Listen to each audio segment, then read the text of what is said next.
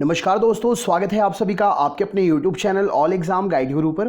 दोस्तों, इस वीडियो में मैं आपके लिए 100+ साइंस के क्वेश्चंस कंप्लीट करा रहा हूं जो कि कई साल से प्रतियोगी परीक्षाओं में पूछे जा रहे हैं। तो वीडियो को अंत तक देखिएगा। सारे क्वेश्चंस आपको याद हैं तो रिवीजन हो जाएगा, नहीं याद हैं तो रिवीजन करके आप इनको याद कर लीजिएगा और इन क्वेश्चंस के नोट्स बनाकर अपने दोस्तों को भी ज़रूर शेयर कर दीजिएगा। चलिए शुरू करते हैं। क्वेश्चंस बहुत ट्रेंडिंग है तो अच्छे से पढ़िएगा पूरे वीडियो को। मनुष्य के जीवन काल में कितने दांत 2 बार विकसित होते हैं? तो मनुष्य के जीवन काल में 20 दांत 2 बार विकसित होते हैं। मानव शरीर में पाचन का अधिकांश भाग किस अंग में संपन्न होता है? तो मानव शरीर में पाचन का अधिकांश भाग छोटी आंत में संपन्न होता है। मनुष्य में पाचन क्रिया कहाँ से प्रारंभ होती है? तो मनुष्य में पाचन क्रिया मुख से प्रारंभ होती है। सर्वप्रथम रक्त परिसंचरण तंत्र का अध्ययन किसने किया था? तो सर्वप्रथम रक्त परिसंचरण तंत्र का अध्ययन विलियम हार्वे ने किया था। पेसमेकर का संबंध किससे है? तो पेसमेकर का संबंध हृदय से है। पेसमेकर का काम क्या होता है? तो दिल की धड़कन प्रारंभ कराना पेसमेकर का काम होता है। गति प्रेरक जिसको आप पेसमेकर बोलते हैं किससे संबंधित है? तो हृदय से संबंधित है। किसकी भित्तियों पर रक्त द्वारा डाले गए दबाव को रक्तदाब या ब्लड प्रेशर कहते हैं? तो धमनियों की भित्तियों पर डाले गए रक्त के दबाव को ब्लड प्रेशर कहा जाता है। सोते समय रक्तदाब में क्या परिवर्तन होता है? तो सोते समय रक्तदाब जो है वो घट जाता है। मानव रुधिर का पीएच कितना होता है? तो इंपॉर्टेंट क्वेश्चन है। 7.4 मानव रुधिर का पीएच होता है। मानव रक्त प्लाज्मा में प्रायः पानी का प्रतिशत कितना होता है? तो मानव रक्त प्लाज्मा में प्रायः पानी की प्रतिशत मात्रा 60 से लेकर 80% इस प्रश्न के लिए सही उत्तर हो जाएगा। रक्त में पाई जाने वाली धातु कौन सी है? तो रक्त में लोहा धातु पाई जाती है। रक्त का शुद्धिकरण कहाँ पर होता है? तो रक्त का शुद्धिकरण किडनी में होता है। अधिकतम पोषक तत्व रक्त में कहाँ से अवशोषित किए जाते हैं? तो अधिकतम पोषक तत्व रक्त में छोटी आंत से अवशोषित होते हैं। लार में कौन सा एंजाइम पाया जाता है? तो लार में टाइलिन नाम का एंजाइम पाया जाता है। पेट में भोजन को पचाने के लिए किसकी खास आवश्यकता होती है? तो पेट में भोजन को पचाने के लिए एंजाइम की खास आवश्यकता होती है। लार किसके पाचन में सहायक होती है? तो लार स्टार्च के पाचन में सहायक होती है। क्रेब्स चक्र में किसका संश्लेषण होता है? तो क्रेब्स चक्र में पायरुविक अम्ल का संश्लेषण होता है। मानव शरीर में खून के शुद्धिकरण की प्रक्रिया को क्या कहते हैं? तो मानव शरीर में खून के शुद्धिकरण की प्रक्रिया को डायलिसिस कहा जाता है। पेप्सिन किसको बदलता है? तो पेप्सिन प्रोटीन को पॉलीपेप्टाइड में बदल देता है। पाचन क्रिया में प्रोटीन किस पदार्थ में बदल जाते हैं? तो पाचन क्रिया में प्रोटीन अमीनो अम्ल में बदल जाते हैं। वह अंग कौन सा है जो मानव शरीर में ग्लाइकोजन के रूप में कार्बोहाइड्रेट को जमा करता है? तो वो अंग यकृत है जो ग्लाइकोजन के रूप में कार्बोहाइड्रेट को जमा करता है। पित्त किसके द्वारा पैदा किया जाता है? तो पित्त जो है यकृत के द्वारा पैदा किया जाता है।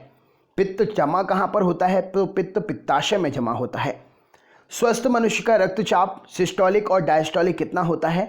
तो स्वस्थ मनुष्य का रक्तचाप सिस्टोलिक 120 mm और डायस्टोलिक 80 mm Hg होता है। इस प्रश्न के लिए सही उत्तर हो जाएगा। नेक्स्ट क्वेश्चन, दौड़ लगाते समय मनुष्य का रक्तचाप कैसा होता है? तो दौड़ लगाते समय मनुष्य का रक्तचाप बढ़ जाता है। सामान्य जीवन काल में मनुष्य का हृदय लगभग कितनी बार धड़कता है? तो सामान्य जीवन काल में मनुष्य का हृदय 2 अरब बार धड़कता है। रक्त मानव शरीर में हृदय का काम क्या है? मानव शरीर में हृदय का काम पंपिंग स्टेशन की तरह काम करना है। रक्त में लाल रंग किसके कारण होता है? तो रक्त में लाल रंग हीमोग्लोबिन के कारण होता है। हीमोग्लोबिन में कौन होता है? तो हीमोग्लोबिन में लोहा उपस्थित होता है। शरीर में हीमोग्लोबिन के काम को क्या है? शरीर में हीमोग्लोबिन का काम क्या है? तो ऑक्सीजन का परिवहन कराना शरीर में हीमोग्लोबिन का काम है। हीमोग्लोबिन किसका महत्वपूर्ण घटक है? तो हीमोग्लोबिन आरबीसी का, रेड ब्लड सेल्स का महत्वपूर्ण घटक है। हीमोग्लोबिन का काम क्या है? तो ऑक्सीजन को ले जाना हीमोग्लोबिन का काम है। किसकी सहायता से रक्त द्वारा ऑक्सीजन ले जाया जाता है? तो लोहित कोशिकाएं हीमोग्लोबिन की सहायता से रक्त के द्वारा ऑक्सीजन लेकर जाया जाता है। जब कोई बाहरी पदार्थ मानव शरीर के रुधिर प्रणाली में प्रवेश करता है तो कौन प्रतिक्रिया आरंभ कर देती है? तो जब कोई पदार्थ मानव शरीर में रुधिर प्रणाली में प्रवेश करता है तो जो WBC है वो प्रतिक्रिया आरंभ कर देती हैं। लाल रक्त कणिकाएं RBC कहाँ उपस्थित होती हैं, कहाँ उत्पन्न होती हैं? तो लाल रक्त कणिकाएं RBC जो है अस्थि मज्जा में उपस्थित होती हैं, उत्पन्न होती हैं। किसको RBC का कब्रिस्तान कहा जाता है? तो प्लीहा को RBC का कब्रिस्तान कहते हैं। मनुष्य की लाल रक्त कोशिकाओं का जीवन काल कितना होता है? तो 120 दिन। इस प्रश्न के लिए सही उत्तर हो जाएगा। मनुष्य की लाल रक्त कोशिकाओं का जीवन काल होता है। पचे हुए भोजन में मौजूद विषैले पदार्थ का कौन सा अंग चूषण करता है? तो पचे हुए भोजन में मौजूद विषैले पदार्थ का यकृत चूषण करता है। मानव शरीर में लाल रक्त कण का निर्माण कहाँ पर होता है? तो मानव शरीर में लाल रक्त कण का निर्माण अस्थि मज्जा में होता है। लाल रुधिर कणिकाओं का उत्पादन किसके द्वारा होता है? तो अस्थि मज्जा के द्वारा लाल रुधिर कणिकाओं का उत्पादन होता है। ऊंचाई पर मानव शरीर में उपस्थित आरबीसी की संख्याएं कैसी हो जाती है? तो अगर ऊंचाई पर अगर आप जाते हैं तो मानव शरीर में जो आरबीसी है उनकी संख्याओं में वृद्धि हो जाती है। डब्ल्यूबीसी सफेद रक्त कण का मुख्य काम क्या है? तो रोग प्रतिरोधक क्षमता धारण करना डब्ल्यूबीसी का मुख्य काम है। मेरुदंड में मनुष्य के कितनी जोड़ी तंत्रिकाएं निकलती हैं? तो मनुष्य के मेरुदंड में 31 जोड़ी तंत्रिकाएं निकलती हैं। प्रतिवर्ती क्रियाओं का नियंत्रण केंद्र कहां पर है? तो प्रतिवर्ती क्रियाओं का नियंत्रण तंत्र जो है कशेरुक रज्जु है। स्तनधारियों में यूरिया कहां पर बनता है? तो स्तनधारियों में यूरिया लीवर या यकृत में बनता है। मानव शरीर में सबसे छोटी अंतःस्रावी ग्रंथि कौन सी है? तो मानव शरीर में सबसे छोटी अंतःस्रावी ग्रंथि अवटु ग्रंथि है। यूरिन का रंग पीला किसके कारण होता है? तो यूरोक्रोम की उपस्थिति के कारण यूरिन का रंग जो है पीला हो जाता है। गुर्दे की कार्यात्मक इकाई क्या है? तो गुर्दे की कार्यात्मक इकाई नेफ्रॉन है। किसकी कुसंक्रियता के कारण मानव शरीर में मिक्सिडीमिया बीमारी होती है? तो अवटु ग्रंथि की कुसंक्रियता के कारण मानव शरीर में मिक्सिडीमिया बीमारी होती है। मानव शरीर के भीतर खून किसकी उपस्थिति के कारण नहीं जमता है? तो मानव शरीर के भीतर खून जो है हेपेरिन की उपस्थिति के कारण नहीं जमता है। रुधिर में प्लाज्मा के किसके द्वारा एंटीबॉडी निर्मित होती है? तो रुधिर के प्लाज्मा में लिम्फोसाइट के द्वारा एंटीबॉडी निर्मित होती है। एंटीजन अर्थात प्रतिजन एक ऐसा पदार्थ है जो क्या करता है? तो प्रतिजन एक ऐसा पदार्थ है जो प्रतिरक्षी के निर्माण को बढ़ावा देता है। आयोडीन युक्त हार्मोन कौन सा हार्मोन है? तो आयोडीन युक्त हार्मोन थायरॉक्सिन हार्मोन है। मानव के श्वेत रक्त कणों का व्यास कितना होता है? तो मानव के श्वेत रक्त कणों का व्यास 007 mm होता है। अपोहन डायलिसिस का प्रयोग किस प्रक्रिया को पूरा करने के लिए किया जाता है? तो किडनी की प्रक्रिया को पूरा करने के लिए डायलिसिस का प्रयोग होता है। स्वेदन किसके लिए महत्वपूर्ण है? तो शरीर के तापक्रम को नियंत्रित करने के लिए पसीना बहुत ही ज़्यादा ज़रूरी है। सामान्य निषेचन कहाँ पर होता है? तो सामान्य निषेचन गर्भाशय में होता है। एमनियोसेंटोसिस एक तरीका है जो क्या बतलाता है? तो एमनियोसेंटोसिस से भ्रूण का लिंग पता चलता है। मानव शरीर में रक्तचाप नियंत्रण कहाँ से होता है? तो मानव शरीर में रक्तचाप अधिवृक्क ग्रंथि से होता है नियंत्रित। जीवन रक्षक हार्मोन किस ग्रंथि से स्रावित होता है? तो एड्रिनल ग्रंथि से जीवन रक्षक हार्मोन स्रावित होता है। मानव शरीर की किस ग्रंथि को मास्टर ग्रंथि कहते हैं? मानव शरीर की पीयूष ग्रंथि को मास्टर ग्रंथि कहा जाता है। मनुष्य के शरीर की सबसे छोटी ग्रंथि कौन सी है? तो मनुष्य के शरीर की सबसे छोटी ग्रंथि पिट्यूटरी ग्रंथि है। गर्भाशय के शिशु को विकास की जानकारी हेतु किसका प्रयोग करते हैं? तो गर्भाशय में शिशु के विकास की जानकारी के लिए अल्ट्रासाउंड का प्रयोग करते हैं। भ्रूण के विकास के लिए किस अंग के द्वारा खाद्य की पूर्ति की जाती है? तो भ्रूण के विकास के लिए बीजांडासन के द्वारा खाद्य की पूर्ति की जाती है। स्त्रियों में नसबंदी को क्या कहते हैं? तो स्त्रियों में नसबंदी को ट्यूबेक्टॉमी कहा जाता है। गाय और भैंस के थनों में दूध उतारने के लिए किसका इंजेक्शन, किस हार्मोन की सुई लगाई जाती है? तो गाय और भैंसों के थनों से दूध उतारने के लिए ऑक्सीटोसिन हार्मोन की सुई लगाई जाती है। थायराइड ग्रंथि के द्वारा थायरॉक्सिन स्रावित करने के लिए उत्तेजित वाला अंतःस्रावी हार्मोन कौन सा है? तो थायराइड ग्रंथि से थायरॉक्सिन स्रावित करने के लिए उत्तेजित करने वाला अंतःस्रावी हार्मोन TSH है, थायराइड स्टिमुलेटेड हार्मोन। मायोग्लोबिन में कौन सी धातु होती है? तो मायोग्लोबिन में तांबा धातु उपस्थित होती है। एक वयस्क पुरुष के लिए सामान्य हीमोग्लोबिन मात्रा प्रति 100 ml रक्त में कितनी होती है? तो एक वयस्क पुरुष के लिए सामान्य हीमोग्लोबिन मात्रा प्रति 100 ml रक्त में 5 GM होती है। मानव शरीर का सामान्य ताप कितना होता है? तो मानव शरीर का सामान्य ताप 9 डिग्री सेंटीग्रेड होता है।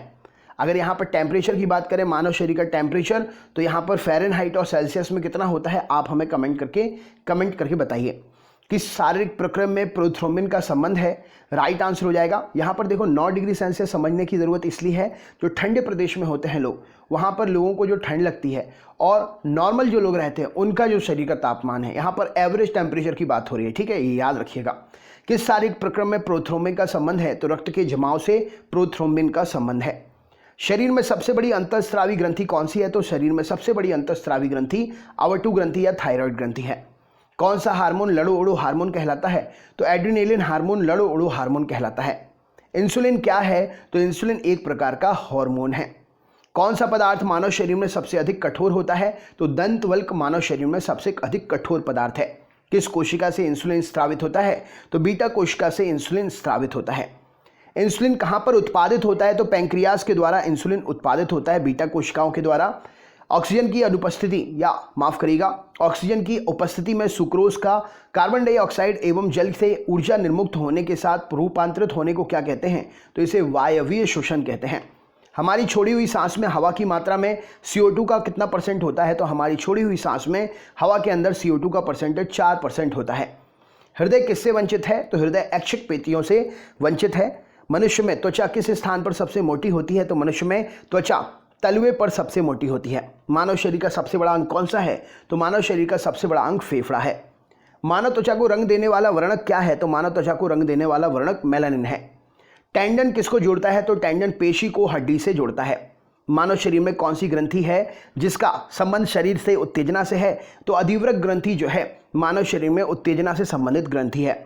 आदमी के कंठ के किस भाग में अवतु उद्धर्ग एडम्स एप्पल होता है? तो आदमी के शरीर के थायराइड उपास्थि में एडम्स एप्पल होता है। मानव का मस्तिष्क लगभग कितने ग्राम का होता है? तो 1350 ग्राम का मानव का मस्तिष्क होता है। मानव शरीर में सबसे लंबी हड्डी कौन सी है? तो मानव शरीर की सबसे लंबी हड्डी उरुअस्थि है। मुख्यतः इसकी उपस्थिति के कारण मानव शरीर उच्च वायुमंडलीय दाब के अंतर्गत भी बिना कुचले रह सकता है। तो कोशिकाओं में तरल की उपस्थिति के कारण मानव उच्च वायुमंडलीय दाब के अंतर्गत बिना कुचले भी रह सकता है।